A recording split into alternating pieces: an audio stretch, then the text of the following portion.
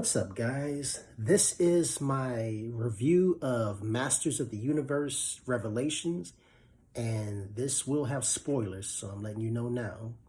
Now, I watched all 5 episodes, and I was a big fan of the original Masters of the Universe that came out in the early 80s.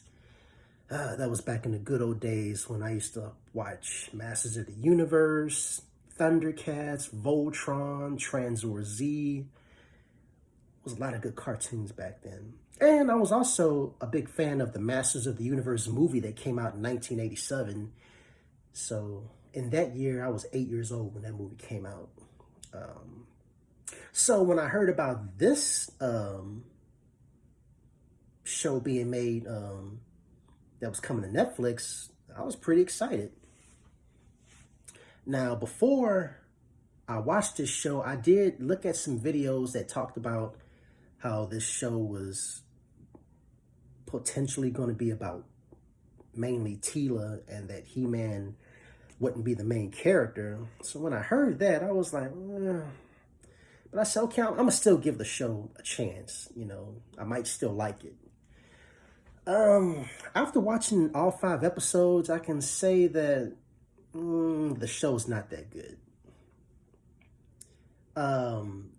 The show started off good. The first episode, I like the animation of the show. It's very colorful. The action scenes were really good. It started off good. They showed, unfortunately, what you saw in the trailer with He-Man. That was pretty much everything that happens in the first episode because He-Man gets killed at the very end. And then that's when the show goes downhill from there. What really pissed me off was episode 2 because that showed Teela in a very bad light. She came off as being very selfish. And the scene that pissed me off the most was when Man-at-Arms had to tell the king and queen that He-Man was dead. Obviously, the queen reacted first because she knew that that was her son, Prince Adam. The king didn't know that Prince Adam was He-Man. And when he found out, he got pissed off and he banished Man-at-Arms. And then right after that happened, that's when Teela just started ranting and raving about, she was mad because, nobody told her that Prince Adam was He-Man. And she just came off very selfish in that scene. The king and queen just found out their son is dead. And she's complaining, making everything about her.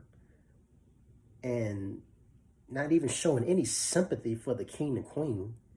Not even really showing any sadness that, her best friend was dead because Prince Adam was her best friend. So after that, when I saw that, I just couldn't ride with Teela like that. I mean, if she's going to come off like that, why would I root for somebody like that?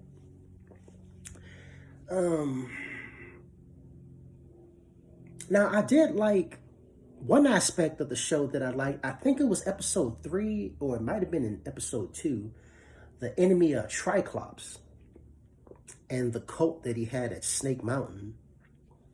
Now, that part of the show I liked because basically this cult that he made was like anti-magic and he was all into technology. And they had these 2 people that wanted to join his cult, and they had this weird liquid. It actually didn't even look like a liquid. It looked like little nanobots or whatever. But when they drank the liquid and it turns people into half human, half machines, hybrid creatures. And I thought, whoa, that was actually pretty cool. Now, that part of the show I liked because it was creative, original. I liked that part. But then after that, episode 4 was kind of boring. It dealt with basically the sword of He-Man's sword was split into 2, and that's what happened in the first episode because he had to split the swords to absorb all the power to keep Eternia from being destroyed.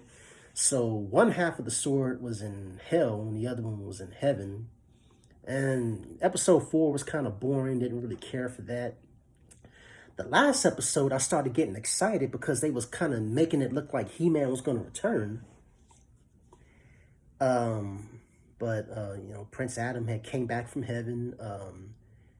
They reforged the sword. They was able to combine both swords and make the sword again the way it was.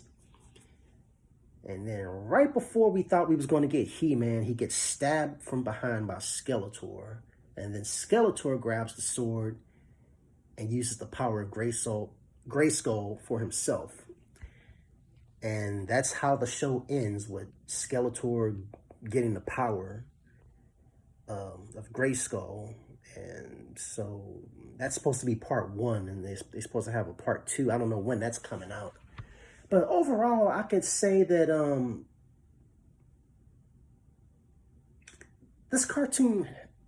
this show had the potential to be great. But because of the way this show was written, and by them taking He-Man out of the show, that messed this show up bad. And I don't understand why I know why they did this, but it's just that, okay, the big controversy about this show is that Kevin Smith had told people that this show was going to be about He-Man, that he was the main character. I guess that was some sort of a leak of the plot of the show. So when Kevin Smith addressed this, he said that, this leak was false information. But obviously this leak was true. And basically Kevin Smith lied to a bunch of people, saying that the show was about He-Man, he was the main character, that the show was not about Teela. But obviously, after watching this show, Teela is the main character. And he's getting a lot of backlash from that. And, he deserves everything. He deserves all the backlash that he gets because he lied. I mean, that'll be like me saying, okay, I'm going to reboot Thundercats or make a sequel to Thundercats and promise people that Lionel is going to be, the main character, get fans excited, and then I just kill him off in the first episode and make Shatara the leader of the Thundercats. Now, obviously using common sense, if I was to do something like that, I know the fans are going to be pissed off because I lied. And that's basically what Kevin Smith did with Masters in the Universe. He promised us He-Man, he killed them off, and made Teela the main character. If he just would have been honest and told us from the start what this show was actually about, he wouldn't get this backlash. But he chose to not be honest about it, so...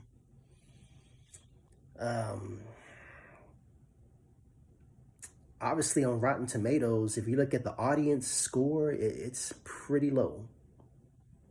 And I can see why. Like I said, this show had the potential to be really good. I mean, the animation was good. The action scenes that I did see were pretty good. I liked it, but there's no He-Man in the show. And I don't like the Teela character. I don't like the way she was written. I don't like her personality. She just came off as selfish. I don't like her. The way she reacted to, He-Man's death, and she didn't have any sympathy towards his parents that were grieving at the time. That just left a bad taste in my mouth. And I'm just like, I don't like Teela. I don't like her in this show. Obviously, you had, other well-known characters. You had Orko, Beastman, Evil Lyn. They all play their parts and stuff. But overall, from a scale of 1 to 10, I would have to give Masters of the Universe Revelation, I'd have to give it a 4 at best. It had the potential to be good, but who knows? Maybe in part two, maybe they can turn things around. But so far on part one of this, with these 5 episodes, I'm giving this a 4. And that's pretty much all I got to say about that.